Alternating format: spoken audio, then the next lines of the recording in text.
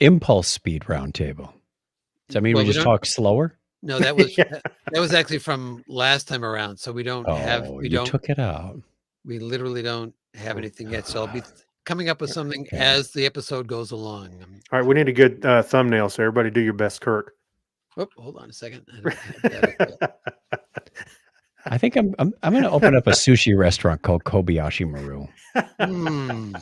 Actually, make it a noodle shop. If nothing is good, you just try it again. Yeah. Well, this was a no-win scenario. Trying this meal. I've been through this menu 3 times. What's the deal? Try it again. It's to test the character of the customer. All right. Oh yeah. What are we reviewing? Not that I haven't seen everything, but to connect from Discovery and Kobayashi from Prodigy. Okay. I don't know if I got notes on this Discovery one, but it's not like I hadn't seen it 2 or 3 times.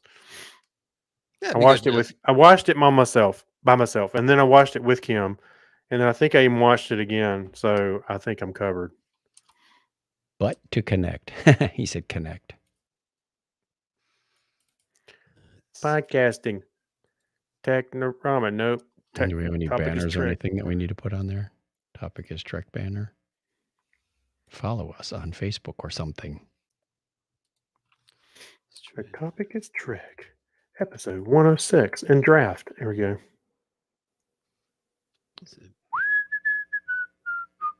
Keep trying to force these things down on this page. Really, I should just view it in. Is there a view?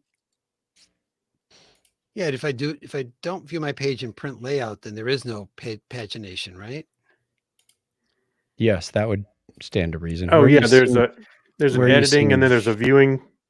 Yeah, so I'm gonna bring these back up again because it was breaking all these odd places, and I just no, mine still breaks. It says you're viewing.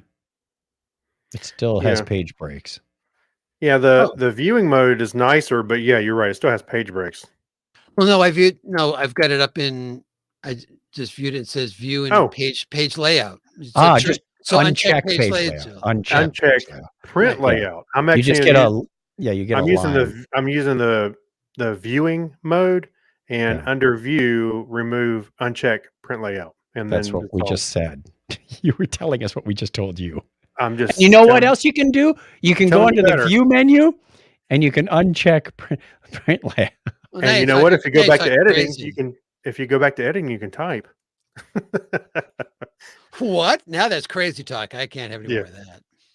I'm going to use my plugin and just send this to my Remarkable. Yeah. Remarkable. Are you still happy with that thing? Yes, I am. I made a video and put it on my YouTube channel. We did a demonstration. What was it? The 26th? No, 20. I don't know. It was one of those Christmas vacation days. And I did it with one of the ServiceNow developer guys, and he was kind of my Q&A guy. And did a review, showed how I used it, what I like, how I make my notes and folders and whatnot, and things to watch out for, and included a coupon code in the YouTube description. I've already had like 4 people use it, and I get $40 every time they buy one. Okay. So it's starting to pay for itself. Or at least I'll be able to refill my my little marker tips. I don't think I've ever really worn out a tip. I've used lots of styluses in the past. Well, these are meant to be worn down. They last about 3 months. No, I mean, my devices come with like 3 or 4 nibs already, so I don't think I've ever used one enough. I mean, but I'm sure it's possible. Alrighty. Buy now. See. Pay later. Oh, well, actually, they dropped the price. On what? Remarkable. It says $2.99 now. $2.99 with the Connect subscription, I think is what it says. Connect a subscription? Yep. You got to pay a subscription? For some extended features. Like what? Is it worth it? Like the Google Drive or Dropbox or OneDrive integration is one of the things. There's 2 different levels. There's like a $4.99 and a $6.99 a month, cheaper by the year. Oh, I see. $4.99, $7.99. Oh, okay. Come anyway, on, man. It's $8 a month. And how much are you spending on Netflix, Craig? Well, I watch Netflix every day. I use it. Yeah. Well, this does my work for me. Netflix doesn't earn me anything. You can't compare. One's entertainment, one's for. How does that? Right. How do you compare? I can justify a cost on something that helps my work. We've got a note here. Get on with the show. Now we're getting notes.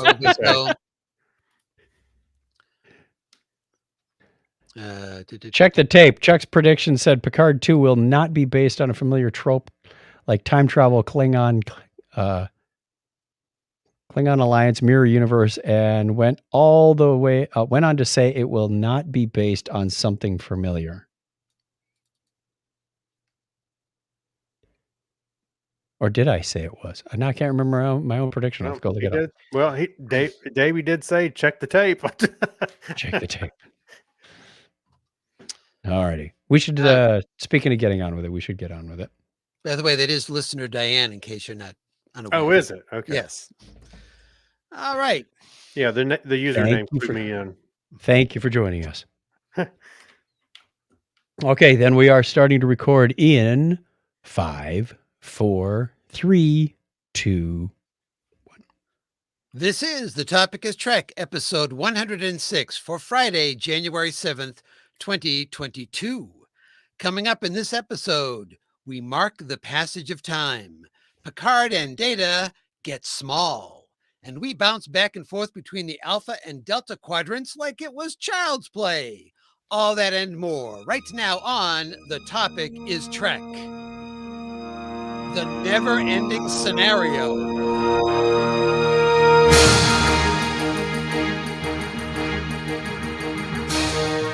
Welcome to The Topic is Trek, the podcast that runs on impulse power. Join us for a journey where no show has gone before.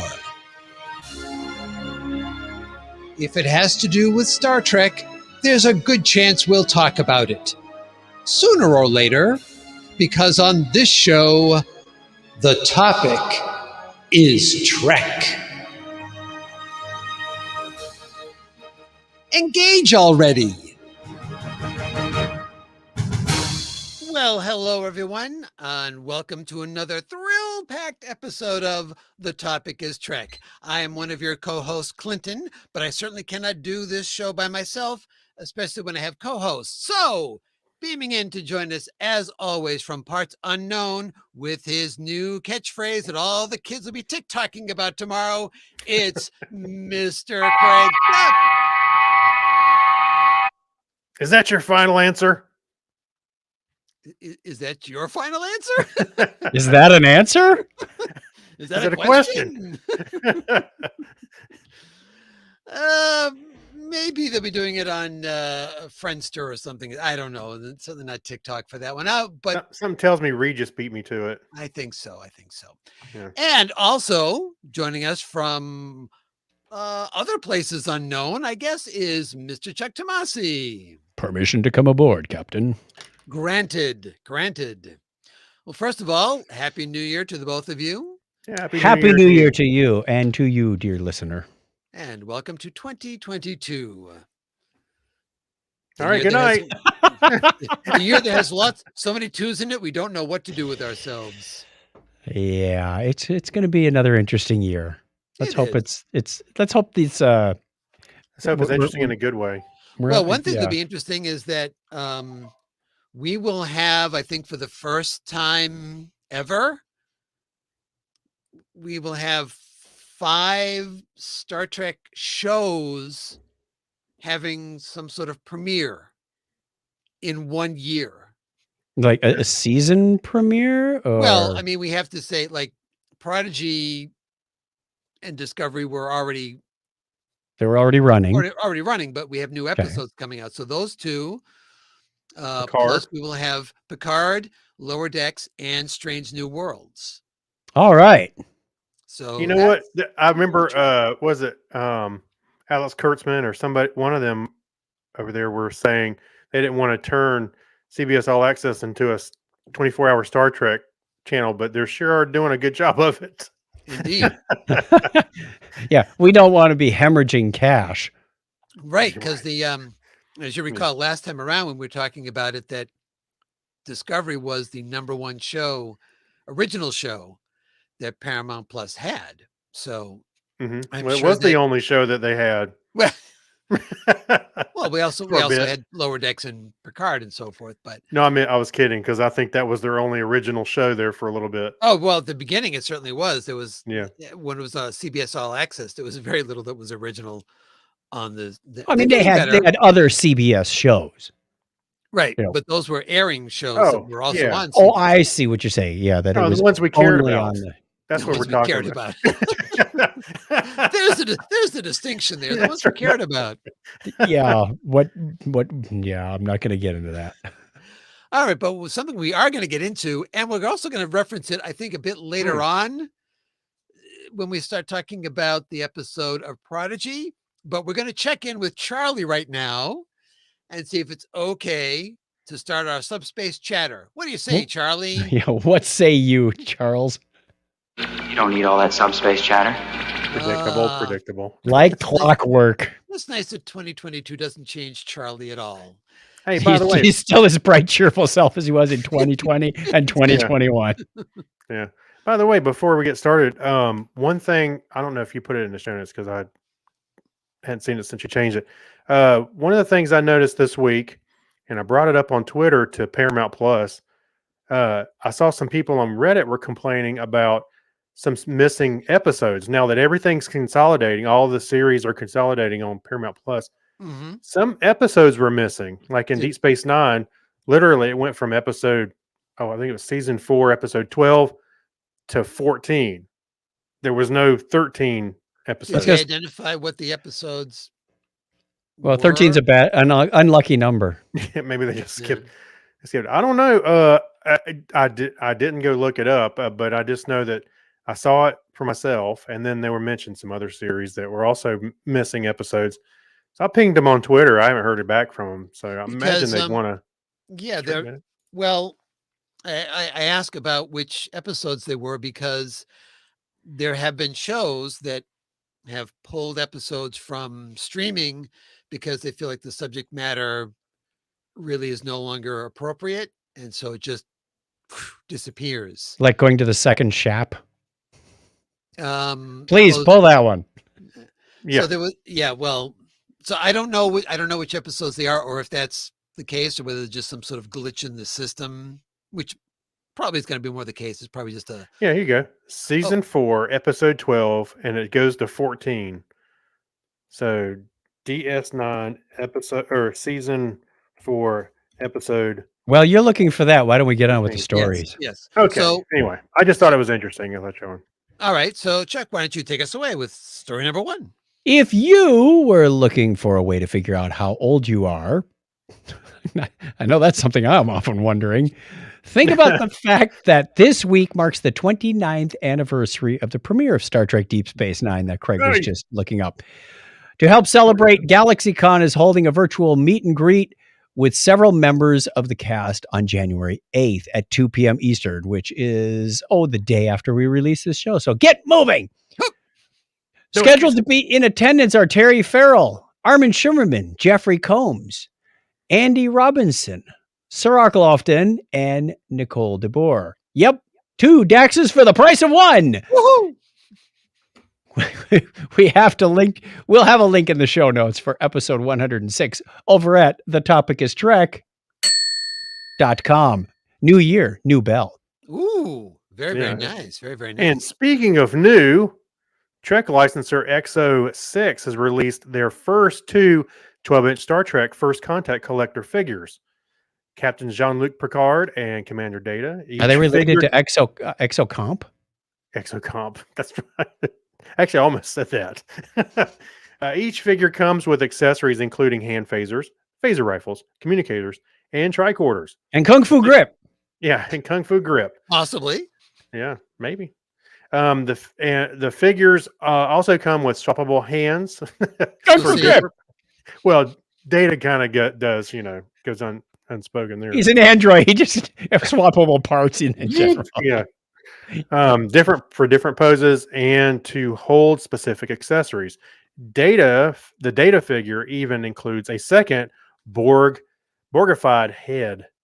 The Data head is Borgified, not the Picard head. Right. Well, it's first contact. Like first So contact. Data one has that kind of like a patchwork kind of looking. Oh, right. So that's pretty cool. And you can swap the Data head for the lore head or the before head. Well, Right. yeah, it's always confused because apparently just having a random Data head always works for something or other. I want to get one of his figures and have Data holding his own head like he does, from time to time in the series. Anyway, X06 was founded by Najin Tim, who previously worked on the Trek figures produced at QMX. We have a link to go review these different figures and I guess whatever other things they have. All in the show notes for episode 106 over at the topicisTrek.com. And the team at Trek Culture has put together a video that highlights the careers of 20 Star Trek actors that we lost in 2021. If you only know some of these people from their time on board a starship, this is an excellent way to reflect on the entirety of their bodies of work. Naturally, we have a link over in the show notes on the topic is Trek.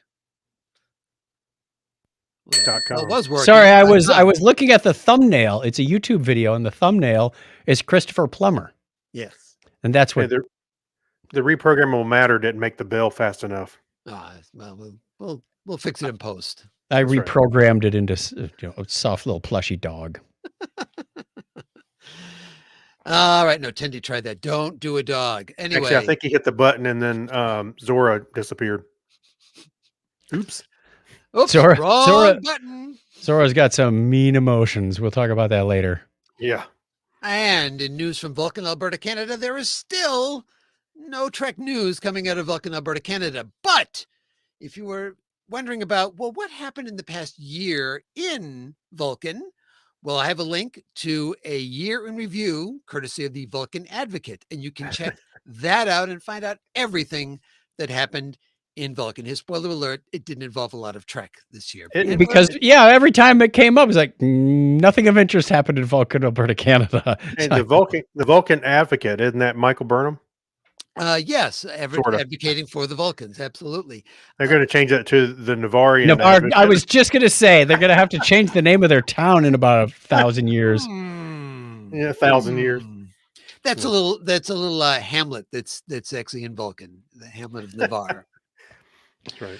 All right. And if that wasn't enough for you, because we're trying to cover a lot of things in this episode, because we're going to bounce back and forth between two different franchises within the franchise, we have links to 50 additional stories, and those are broken out by series and movies and other categories. You'll find everything from an article about unresolved plot lines in Star Trek The Next Generation. I think there are a few of those. Mm-hmm. To a review of the book Star Trek Deep Space Nine Revenant. Just go over to the show notes for episode 106 over at the topic is Trek.com. That programmable matter is working again. Good job. Good job. Thanks, Zora. All right. Now comes my favorite part of the show where I get to say goodbye, Charlie. Oh my goodness. I'm sorry. Itchy trigger finger. I'm sorry. Does that work on Charlie? I mean, I don't know. Oh, well, we're going to find out if that wasn't enough. We're going to do something else, apparently. They shot 16 quantum torpedoes at him. Maybe that will improve his attitude. I know having phaser fire and photon torpedo shot at me always improves my attitude. Welcome to 2022, Charlie. Now get out. All right, now it's time to go out on our main mission. And as I said, we're going to be straddling two different worlds here, or two different quadrants of the galaxy, at least. And of course, because these are current episodes, there will be spoilers. So may we have our little announcement about that? Warning, warp core breach a lot sooner than you think. Well, sure, we'll go with that. We're all screwed. All right, so let's start off with Star Trek Discovery, because we had our mid-season finale last week of Discovery. I think they misunderstand the term mid-season when this far in. But anyway, why don't you fill us in on it, Craig? All right. So Star Trek Discovery ... But to Connect, written by Terry Hughes Burton and Carlos Cisco, and directed by Lee Rose. So Zora has identified a location of species responsible for the DMA. However, she is unwilling to share the information, fearing Nanny boo boo. Yeah. You can have here. That's like a carrot, and they're pulling back and forth. Yoink! Yeah, fearing it will bring harm to the crew of the Discovery. Federation President Rillick convenes, a meeting of leaders from all four quadrants of the galaxy to decide how to proceed once the location of species 10C is known. I'm really glad they went with 10C because one more letter and it would have been 10D. 10D. Oh yeah, that would have been very confusing. Terribly confusing. How did they get leaders from all four quadrants there so well, fast? that was one of my notes as well. Yeah. Was Discovery just acting like a Uber? Hey, hop out here, then pick up this guy, then hop over there and pick up that goon, and over there and that squishy monster. So yeah, we're good. Well, maybe one extra holographically, there virtually. But maybe. Okay, well, all right, yeah. I'm sure the subspace tunneling communication has improved since, Zoom. They hacked into a few. It's improved since Zoom. The burn kept them apart so long they had to do something. Yeah. All right, so let's discuss. All right, so we have two different stories here that kind of mesh near the end. Yes. Let's tackle the Zora conundrum first. We have Zora continuing to act very much like Hal, or you have a couple of Hal type of things that happen in this episode. First, when Stamets comes in and tries to do the silent treatment and play music and let's all hug, so Zora can't hear us. Right. And I love Kovacs in this episode just going, "What are you do? Basically, what are you doing? Just stop that. Play some loud music so Zora won't hear us." Yeah. Actually, I loved the expression on Saru's face. Like, what the hell is wrong with you? I'm not going to hug it out with you, sir. Absolutely not. But we have Zora locating. Now, it's very confusing to me. She's located the origin point of the species, but it's based on bits of matter from the Great Barrier, which I can maybe understand how you could derive from that where the entry point was, but that doesn't give you direction. Right. Somewhere in this 360-degree circle. Good luck. Yeah. You're within 3 meters of your target. I love how the computer give you data. I've had apps like that all the time. Yes, but hey, can I have the location of such and such? Yes, but I'm not going to give it to you. It's like they just made a nicer error message in the future. Right. Yes, it's Zora's version of recalculating or signal lost type of thing. Hey, you know what? I started thinking. I wondered if it had something to do with my prediction was V'ger might have something to do with this, but no. I'm wondering if they're bringing out the alien or whatever it was in Star Trek 5 that was looking for a way out. But he was trapped on that planet if he survived at all, and that was at the center of the galaxy. Yeah, right. I don't know. I'm just thinking. I don't know. I'm kind of reaching, to be honest with you. I'm not sure where they're going with this. I don't think they're going to bring back something from canon. Well, they're certainly going to bring back something from Star Trek 5. I mean, that would be like, what are we doing? What were we thinking? We got Cybok again. I think the viewership would just fall off at that point. Cybok's back. And he's pissed. He's not smiling anymore. Right. But Stamets is really the one in this part of the story that has the big problem with the fact that Zora is refusing to give the information because his extension of that is that, well, what else are you going to decide you don't want to do? don't want to give us oxygen. You're scared and you want Right. to fire our photon torpedoes at something that we don't know what it is. And he has a lot of issues with how this is going down. And Kovic is brought in to assess the situation and make an ironclad determination about what to do about this, because there is a regulation prohibiting fully sentient integrated units. And I think it's probably called the M5 directive. After that fiasco back in TOS. It was fine. You just had some of this going on. Isn't that nice? It's very soothing, moody, very nice, very moody. Much like the computer. As you destroy all the other starships. So and HAL 9000 shows up. I'm sorry, Dave. So I thought I'm kind of getting to dig Kovic. He has a way of motivating people without really, pressing a whole lot of buttons. He just says a few key words and like, oh, you're right. I think I will go do that. It kind of leads them a little bit into thinking, oh, do this. I want to be able to do that. Right. He gets to have the zingers. Like I put down here that he's talking with Burnham before she leaves. And she's saying, well, I think we can handle this. After all, it's my ship. And he goes, well, really, it's Starfleet ship. Right. Yeah. Let's remember what's happening here. Like, ooh, put her in her place. Ouch. Yeah. Now, one thing that I thought was interesting, in the previous episodes, we had Burnham having to build her own personal trust with Zora and as the ship, part of the ship. And they had put a lot of faith into her because they put everybody in the pattern buffers and, for protection.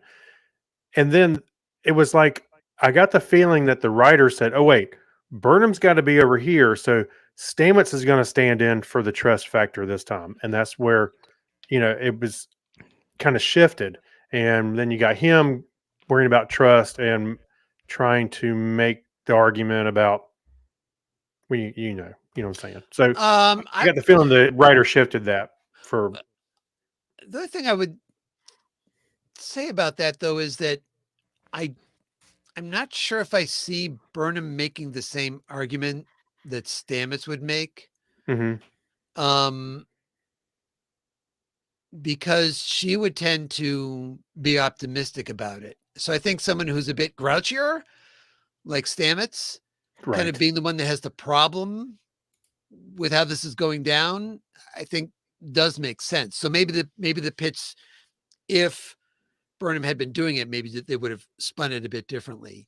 We haven't seen grouchy Stamets in a while. No, it was good. A little bit of him back again. That was good.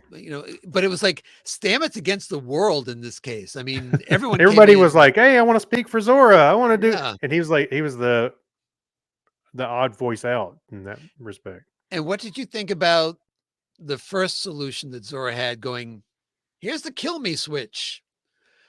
Well, at first, for me, it was an easy, oh, okay, fixed. And then, I thought, I didn't realize that they were going to go, whoa, that's not exactly what we wanted. Just right, because basically it's yes, you can just press a button and kill me if you're not happy with me or something. And I can see if you get to the button, I can see where people would be having a problem with that, going, well, do you have the same kind of thing for everybody else?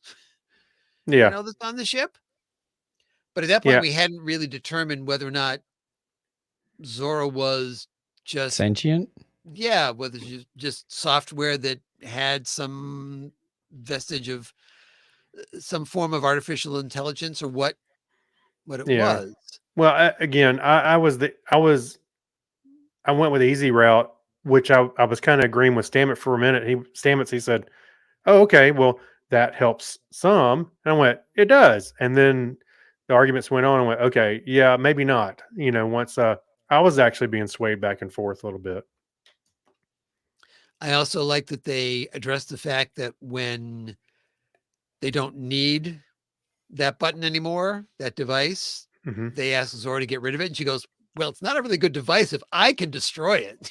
Yeah, that's a good point. Yeah. It's like, yeah, I changed my mind. I don't want you to have that button. And No, I'm just like Craig said. If you can get to it, she puts a force field around it and cuts off all the oxygen to the rest of the ship. You're all dead. Nobody pressed this button. I'm sorry, I gave you the button. I just didn't give you the option to touch it. So, but then we have our second solution to the problem, and that second solution is to have Zora join Starfleet. But first, you have to go to Starfleet Academy and pass. First, you have to Tilly's class.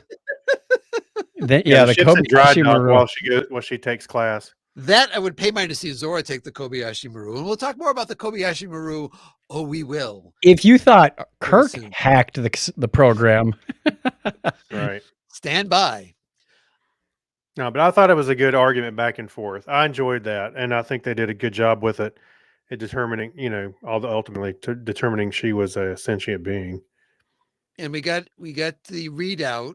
Not that I could make any sense out of it, but they actually showed on screen the coordinates that some numbers was giving. And the other thing I noticed, there was a plus at the end of it, which could mean anything.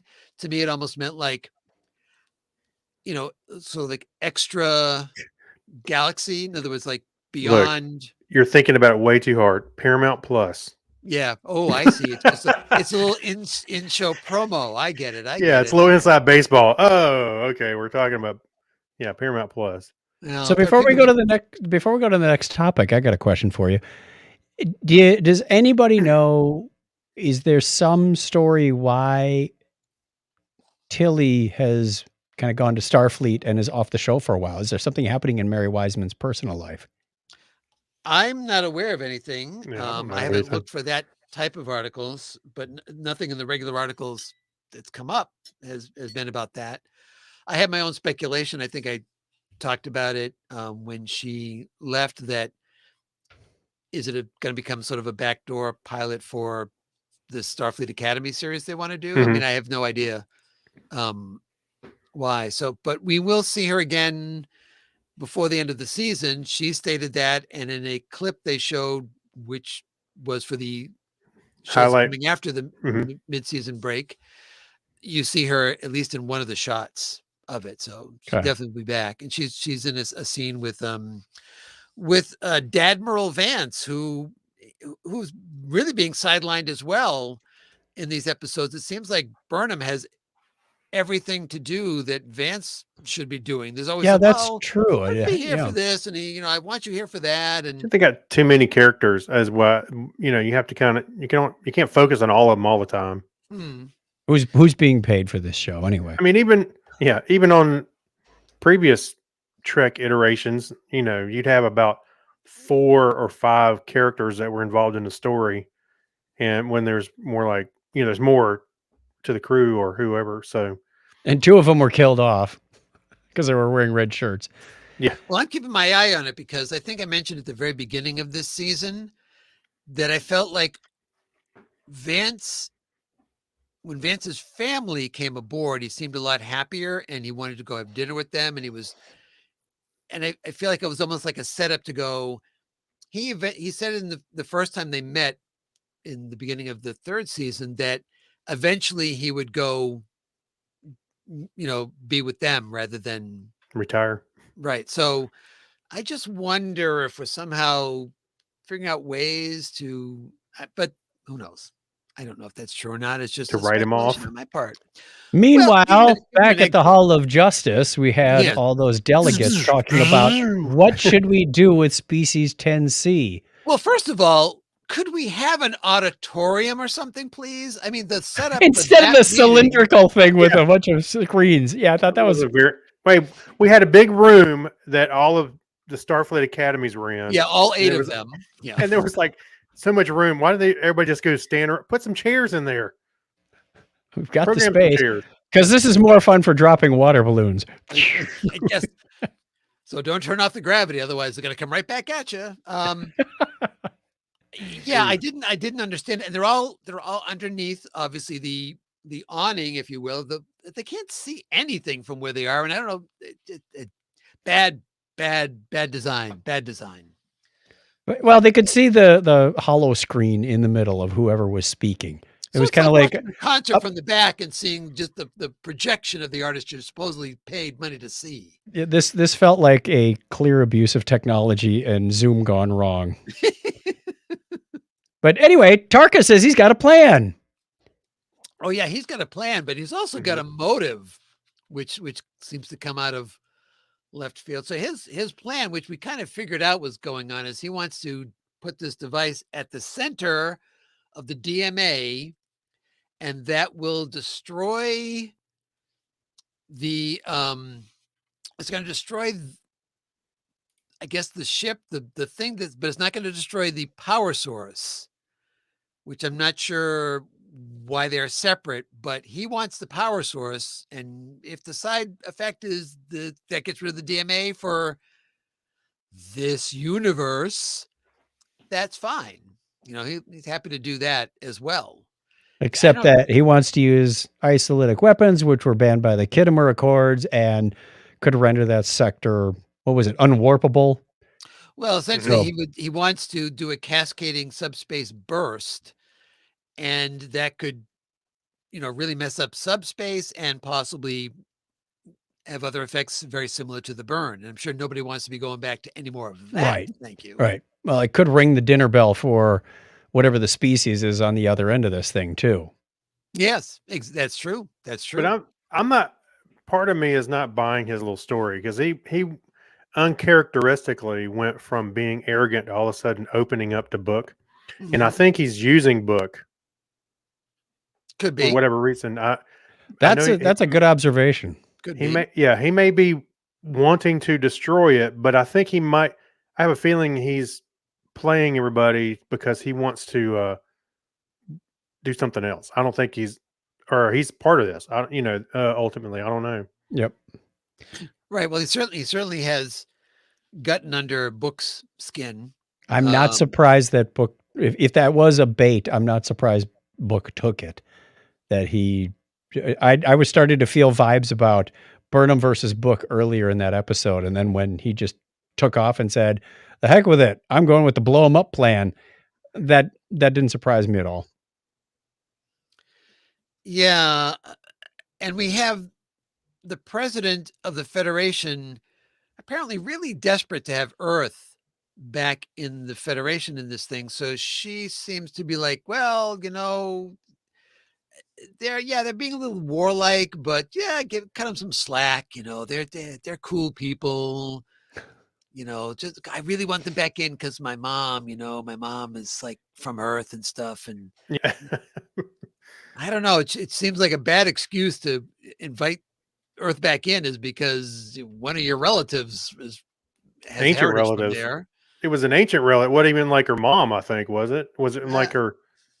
Well, she's ancestor. She said. Well, she's human, Bajoran, and Cardassian. So all three. Okay, I knew she was Cardassian and human. Wow, that must have been an interesting night.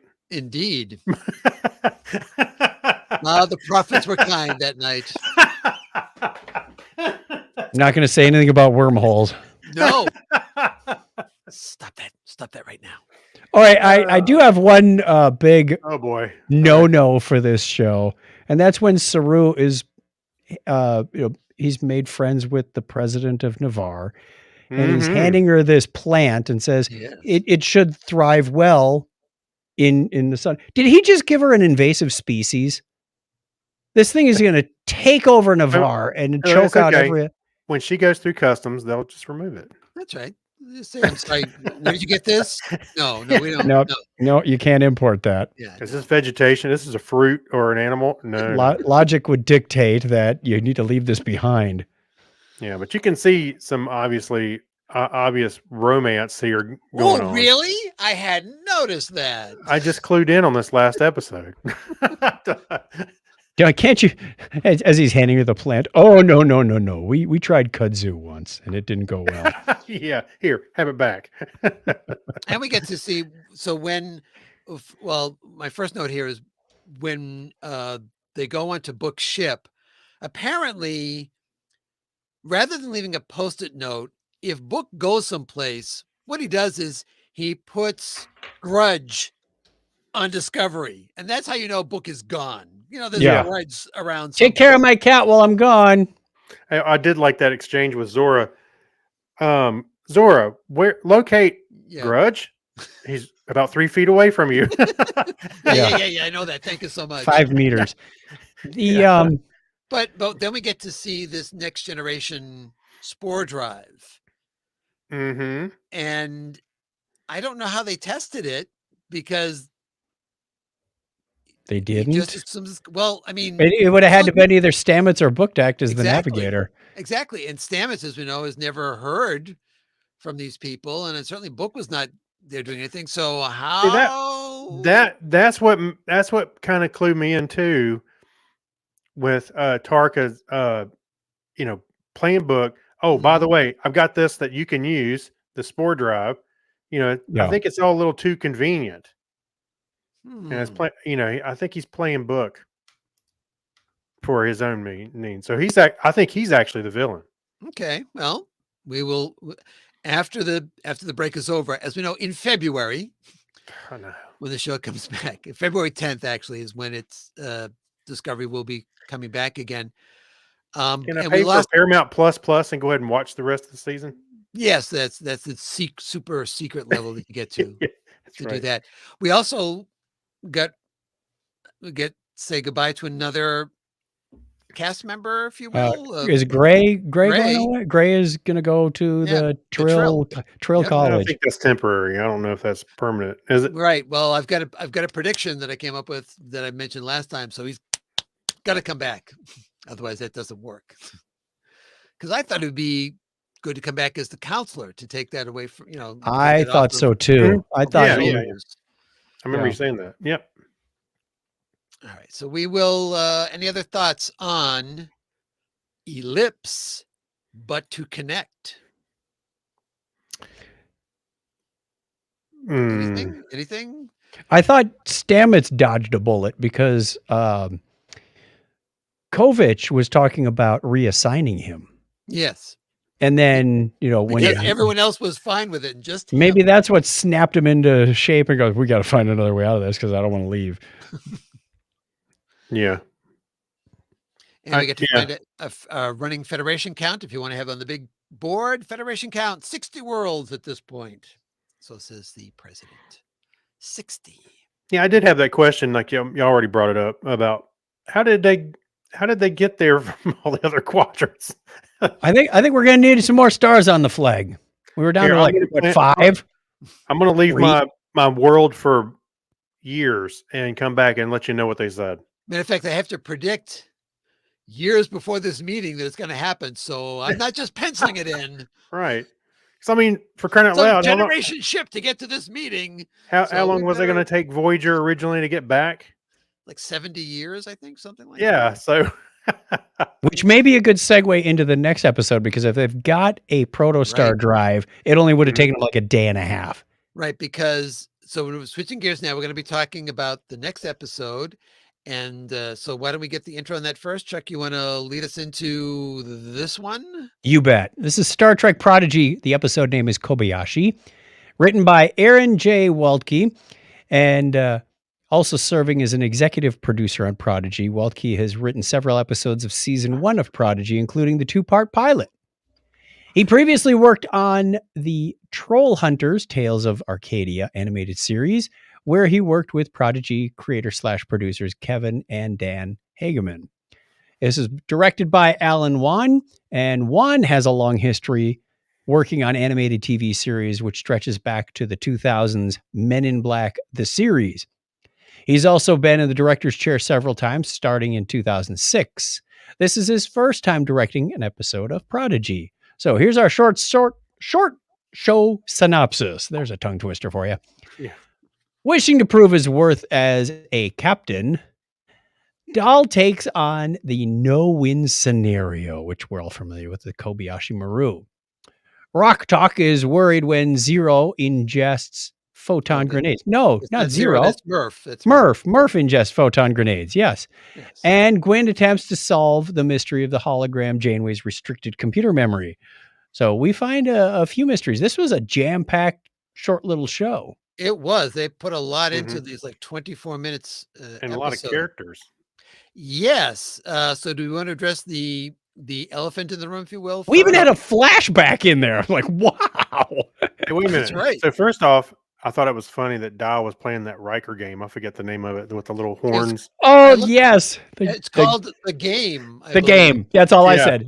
That's right. Yeah. And she says, or would you rather play your game with the discs and cones? Your cute little game. Oh, isn't it cute? I did find it interesting when Janeway was showing them the holodeck. Where'd she take them to the first place? Andorian. No, she had a skydiving over Steady Alpha 5. Yes.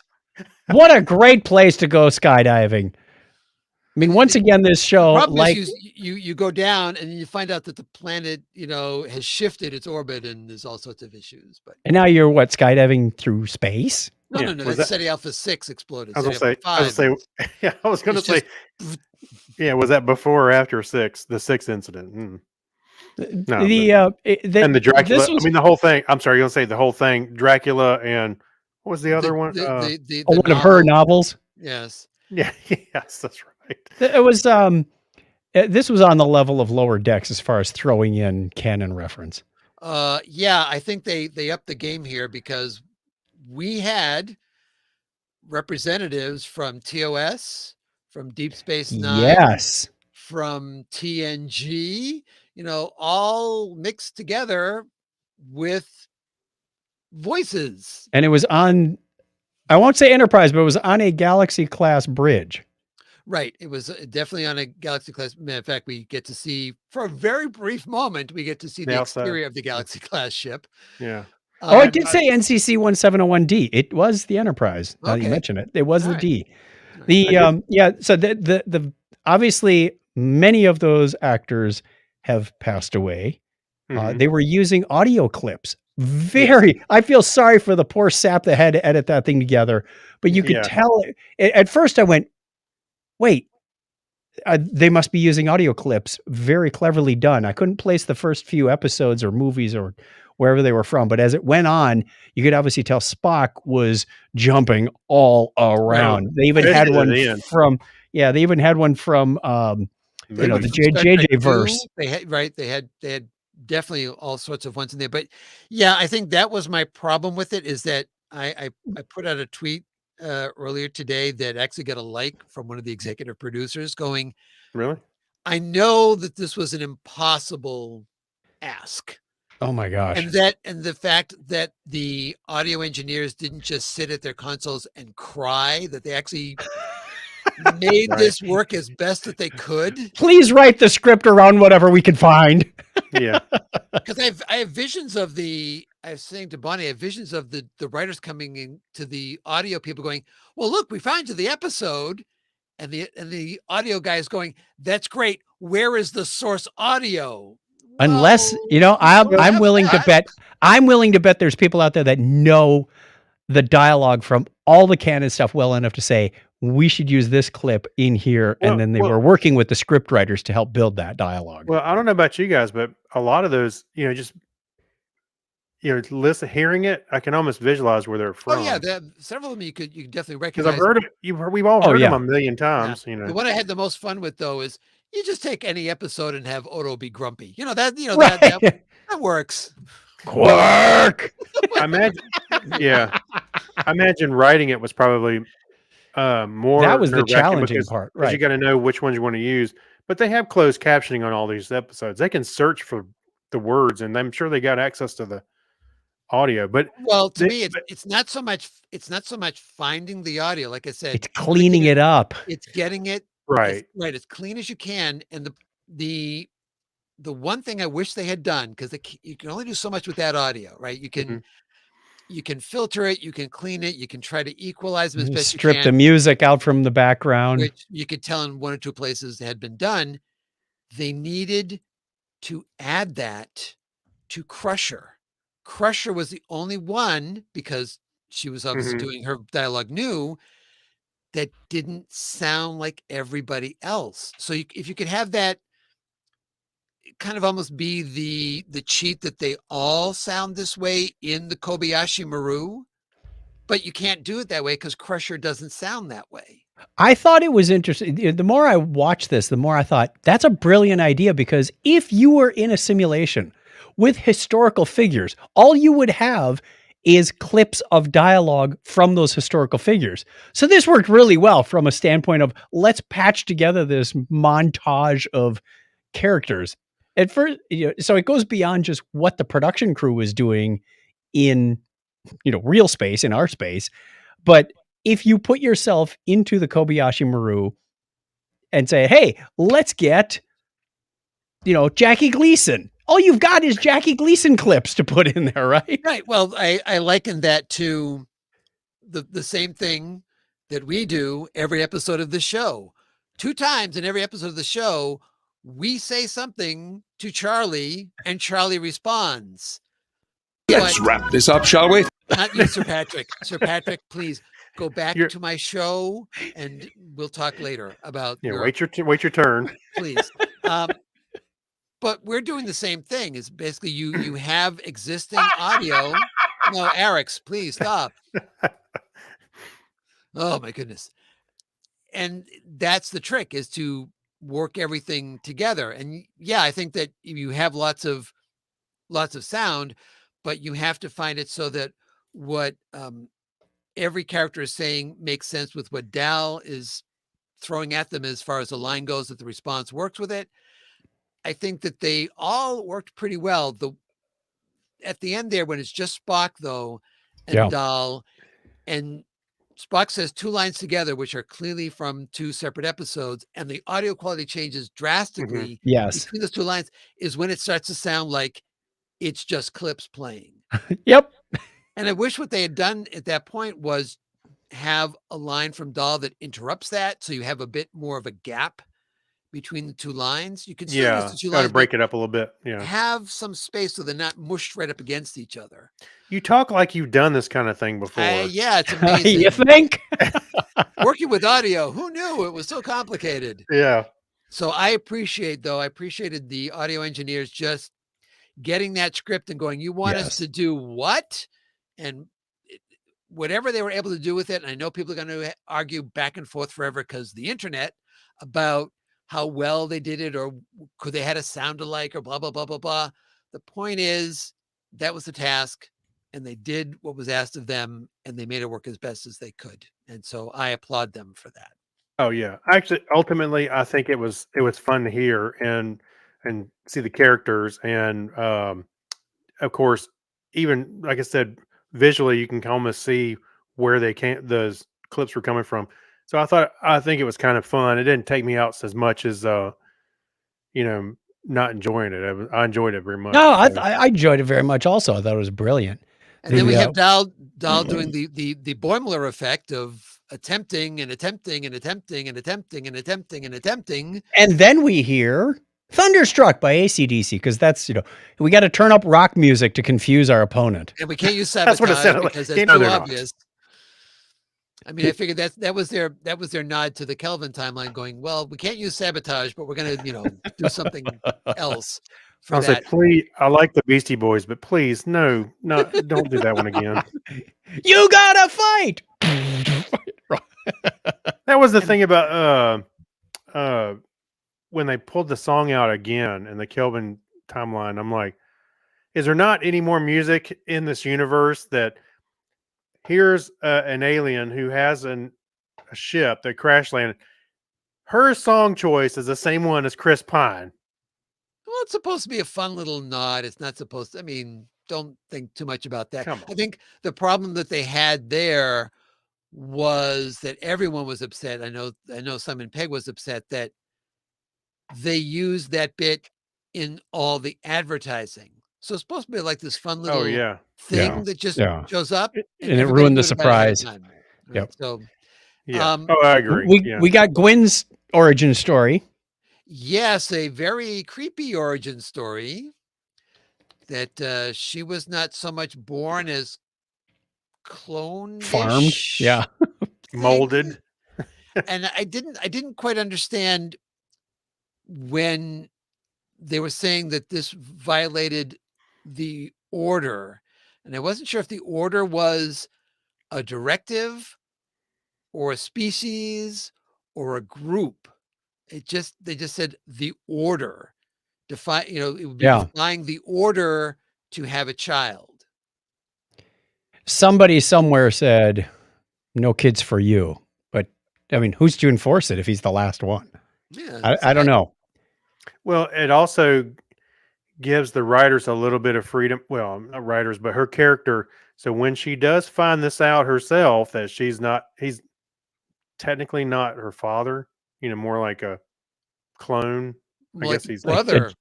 Yeah, some, I'm saying. Yeah. Then she's not beholden to be with him, much less the people that accept her, and that would be her new family. Oh, we missed one thing about the interaction between Dahl and Spock, and that was the live long and prosper high five. Yeah, so I have right here. Busted high five out. was funny. I busted out. And then and by the way, his look, like, okay. Yeah. and Odo says, anyway. Yeah. The other question I have is, okay, why is it that the Klingon photon torpedoes never fly straight at the enemy? They always have to take that, slice like a golf ball. I have a better question. Okay. We have the Kobayashi Maru. Now in Star Trek II, the enemy made sense. Why does that enemy still make sense? The Klingons are supposed to be our allies now. Why are the Klingon ships attacking? Right. So I think pulling that, including all the audio directly from Star Trek II, was a problem that, I'm sure any Klingon that went to Starfleet went, wait a minute, we're doing what? Yeah. Make it the Borg. I'm sure you've got plenty of Borg clips to pull from. Exactly. We can do that instead. Let's see. What else do we have in here? So we find out that apparently Murph is able to ingest these grenades. And it's apparently indestructible. Just has a fart and afterwards. poop them out. Yeah. Yeah, that's right. Well, I had a heck of a burp, then a fart. That was that was kind of a weird little side storyline because it didn't really. Oh, it's going to be a setup for something later. Yeah, because I've got to figure you can't just like toss that out there. Right. That it can absorb all this energy. Oh, yeah. It was the setup for something else. I guess, right? Is that what you're saying? Yeah, I don't know whether it's going to come into play. Maybe it's going to come into play with the actual protostar that's on the ship. It ate the engine. It ate the protostar engine. We also found that the protostar engine apparently had enough after its one trip and was offline again. And I don't know whether, I don't know, do you need to recharge a star? Do you put that under a lamp? We also found that the protostar drive got them 4,000 light years in what we can only assume was a fairly short span of time. Right. We don't know exactly how long, but yeah, we're assuming it's just like a matter of minutes or hours, perhaps. Yeah, I'm sure Janeway was happy to see that. Oh, really? Well, yeah. Like, where was this when I was stuck in the Delta Quadrant? Thanks, Cass. Could have done without her. But speaking of getting stuck in the Delta Quadrant, we got the big reveal, which I didn't see this twist coming as to how Chakotay's involved. Oh, yeah. Right. Wasn't it not a separate ship that Chakotay was on? He was on that ship. Well, when the faces were going around at first, I was like, it was hard to see at first. And I was like, is that Data? And then when it went, oh, of course, it's Chakotay. We knew he was coming at some point. But how did they know that was the real Janeway talking to Chakotay, not the emergency training hologram? Because it was on the ship. He was a captain. It was the emergency. It was the hologram. It was the hologram talking to the hologram, or looking at the hologram. Yes. And she said, this is not my first crew. So you were not my first crew. Right. She was having an okay. I thought she was looking at an image of the real Janeway. Did I leave my body? Is that what I'm having an out of hologram experience. That's right. I did like the memorial at the end to Leonard Nimoy and Renee Auberjonois and James. Yes. Color me stupid, but didn't Nichelle pass away? She did not No. pass away. She is alive. Let's just Okay, cross that as one of off. this recording, okay. Yeah, she just had her last appearance. What, about a month ago or a few weeks ago? That's what it was. Public Okay. appearance. Yeah. And proof once again that coffee is eternal. Janeway's line. Why does a hologram need a coffee? You're Why gonna does poke God right need in a my head. starship? If you're gonna Why poke right does inside my head, I'm going to need some That's- coffee first. that's right up there with why does God need a starship? Why does a hologram need coffee? I want a hologram thing like that. Zhunk, just Yes, Yeah. exactly. If you're going to be drinking a hollow coffee, sure, go ahead. This Full of isn't those replicator coffee; it's hollow coffee. Syntha coffee. Syntha coffee, exactly. Great minds, Clinton. It has no caffeine. Is that what's the difference between that and decaf? Yeah, I need to dismiss this caffeine effects. I'm getting jittery. Well, All right, shake it off. so Shake it off. it's time now to rate these 2 episodes. Okay. So we're going to back up first, beep, beep, beep, and we're going to go back to ellipse, but to communicate. No, connect. But to connect them. So if you do wiring, you know what a butt connector is. So this is butt to connect. I see. All right. Well, since we have the alliteration there or the explanation from you, Chuck, but we need to scale this. What do we got for scales here? We got DMAs, we've got Zoras, we've got Zora exploding device trigger. Spore drives. Now we got 2 spore drives. Grudges. Grudges. All right. There we go. Grudges. There you go. There you go. So 1 to 10 grudges. I'm going to give this one a 7. I thought it was good, but things like the main conference was a bit weird with all the people. Didn't seem quite right. I thought it was a bit predictable that Book was going to go off in his own way. So there wasn't a whole lot that surprised me in here. It was a good storyline, and I think we need to move the story along. But as we've been saying for the last several episodes, move on with it. I mean, it took us 6 episodes just to figure out, well, we know where it came from. We don't know what it is yet. So I think the mystery is just kind of lingering. It better be a heck of a reveal when they come back. All right. 7. And what about you, Craig? Well, I'm not a fan of them having a mid-season hiatus, not just because I want to keep continuing to see the show, but you're also left with they're trying to time things so they can break it at an interesting or at a point, where you end up with a little bit of cliffhanger. So I wish we were just seeing episodes. But anyway, besides that, I did like the arguments they were making for Zora. I like that whole thing. The arguments, I mean, the whole confab was good. I had the same thing. I was like, why are they all in a? I was like, they're at a mall, and everybody's at the different level. Some of them in the food court. That's right. Yeah, but I like Tarka and everything. But I kind of see where he's going. Anyway, I'm gonna give it an 8. Okay. All right. Well, this is a tough one for me because I like a lot of the concepts. I like a lot of the things that they were discussing. You have this classic argument here about, well, what should the Federation and Starfleet do in this situation, and what are their values? Are they going to go in the protective mode and say we're going to fire first, or are they going to go with first contact and try to make that happen before they do anything else? And the discussion you were having, that they were having about Zora, is it an entity? What does that mean?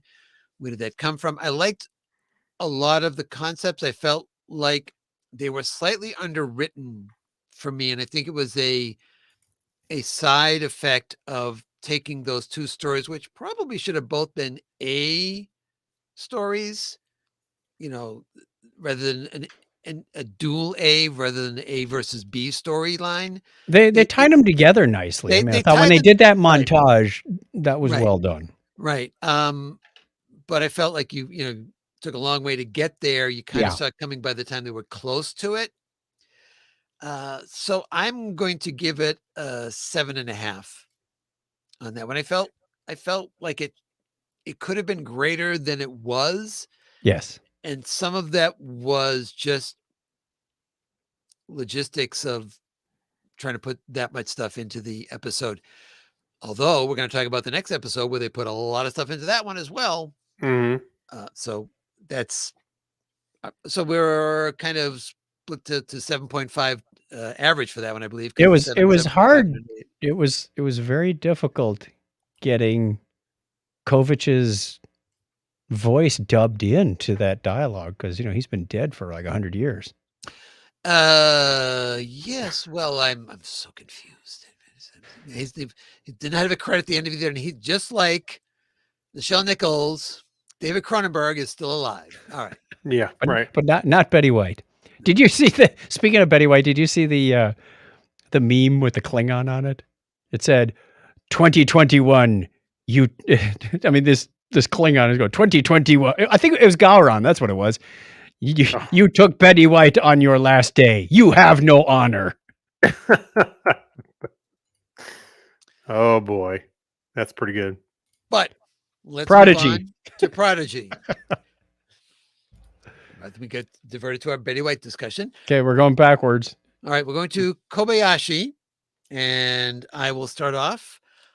I liked this episode a lot. I think that it packed a lot of stuff into it. Like I said, you think that there was a lot packed into the episode of Discovery. Well, this one has, as we discussed, you had a Kobayashi Maru story. You had the reveal of what's going on with Janeway and trying to delve into that mystery. You have a flashback, all sorts of things happening in this episode. And I thought it worked pretty well. Yes. It didn't feel like overpacked. Right. The downside for me is what we talked about is that I know it was a great challenge to do what they did in the holodeck. And I felt like there was a couple of things they could have done to make that better, but that's nitpicking on somebody who does audio an awful lot. I'm going to give it some slack on that one because of things we've already discussed. I'm going to give this one a 9. I really liked this episode. I thought it would move briskly and didn't do a lot of just stumbling over itself, which it easily could have. All right, we're going backwards. So let's go to Craig. All right. Well, we got some reveals, of course, as you mentioned. The setting. Well, I didn't mind the audio as much as, of course, Chuck will tell you that there's. I have this ability to like just about every movie. Yeah, every movie. Anyway, so that being said, I thought it was really good. I'm also giving it a 9, but for the same reasons that you said, Clinton. It moved really quick. We got a lot of reveals, or got some reveals, moving right along. So I think it's good.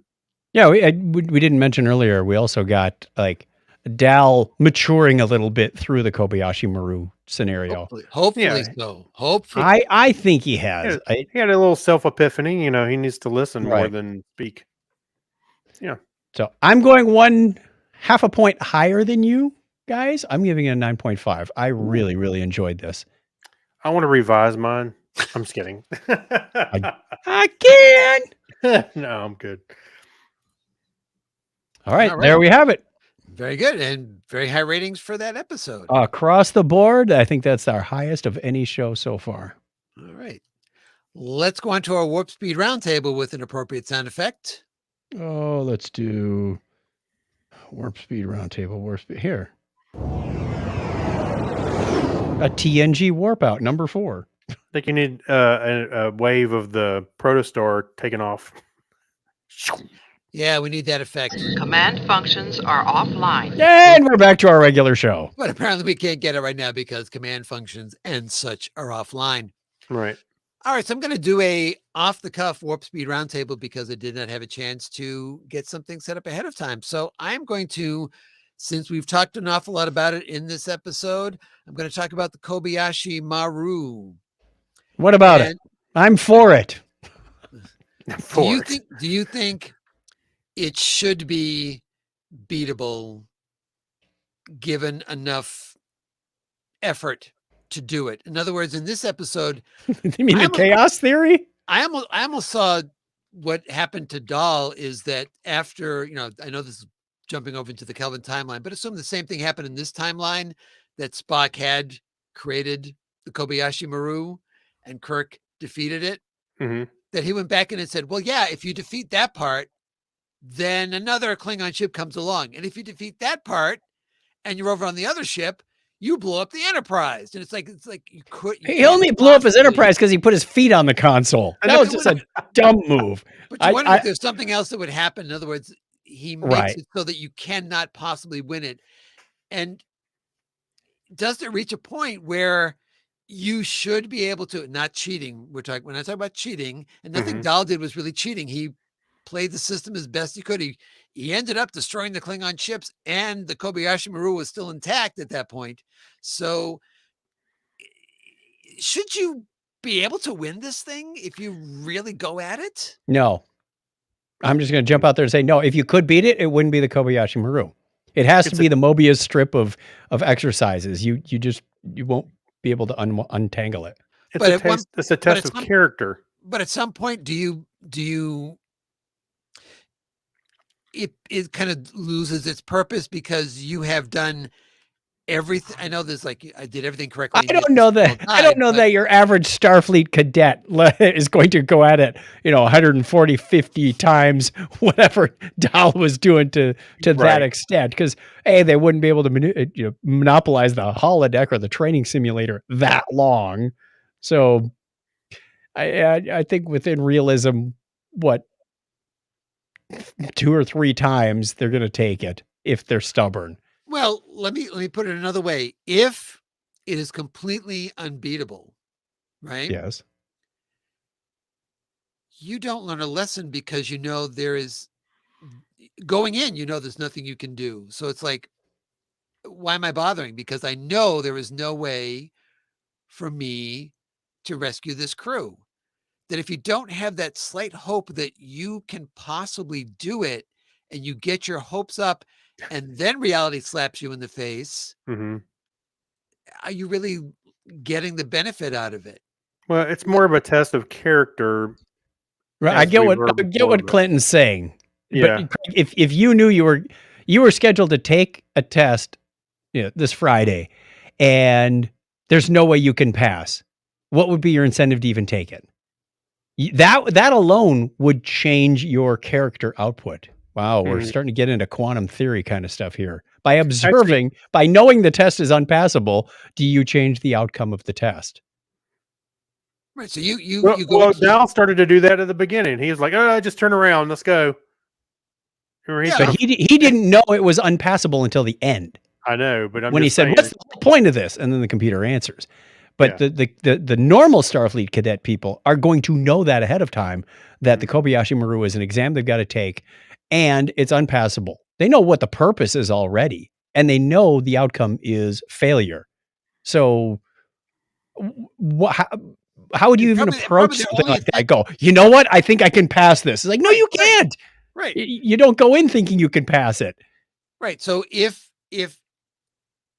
everyone is able to have that attitude that, okay, well, so-and-so and so-and-so, but I know I can do it. I think that helps build that lesson, because you now have the hubris to say everyone else can't save everybody, but I can. And then, I think it would get to be an exercise of how do we get out with the least damage, because I don't think every scenario is going to end with you exploding. No. Okay, Dahl certainly it was, because he's just incompetent. But they never did give an updated score for him either. I would have loved to see that. You've gone from 3% to 4%. Yeah. Oh, like lower decks. Right. Yeah. But I got up to 99, and I think if you could, you saved the Kobayashi Maru, but you lost 50% of your crew. Is that a failure? Or you saved the Kobayashi Maru, but you had to sacrifice yourself. Is that a failure? So it's like, I don't know. Maybe if you always got blown up, then I would say, no, I'm not even going to take it. just give me a 0, because you're going to give me a 0 anyway. Well, again, the whole it's a test of character, or how you handle the situation. Either you're going to endanger your own crew, or leave the Kobayashi Maru to fend for themselves. and the fact that it's a simulation, I think, already taints the results. Yeah. Because you go in there going, well, there's no real lives being lost here. So, I'm going to fail. What do you want me to do different? Computer in program. I'm not going to panic because I know this is a simulation. I'm not going to get emotional if, my chief engineer gets zapped from a plasma conduit bursting in his face because it's a simulation. So I think the whole thing is just kind of wonky, but I think you need that as a story plot point for the reasons that we said earlier. You can't get rid of it. You can't make it winnable, or it wouldn't be the Kobayashi Maru. Well, the only person who can win. For the hope factor that you guys are talking about, or at least hope factor, something small you could do that would be like threading the needle to make it right, but no, you'd have to change it up. You couldn't just have the same thing all the time. Well, certainly I think you should change it up. We always see the exact same scenario. And I think that I doubt it would always be. It would have to be changed up. It would have to. What's funny is even they used that audio from Wrath of Khan. Gamma Hydra Sector 10. Here we go. Yeah. Hey, Kobe, we know. All right, as soon as you get into the simulators, like, just set a course right now for Gamma Hydra Sector. I'm surprised Dow didn't go, damn. Like, damn. Or take a chomp out of an apple. Oh, yeah. Exactly. But I think I do like the concept that it's something everyone needs to go through to see how they handle it. I like that concept, but yeah, you're right. There's a psychological thing in there. Like, once the word gets out that, they got this test, you can't pass it, but to me, it's almost like because Kirk beat it, and if everyone's got hope.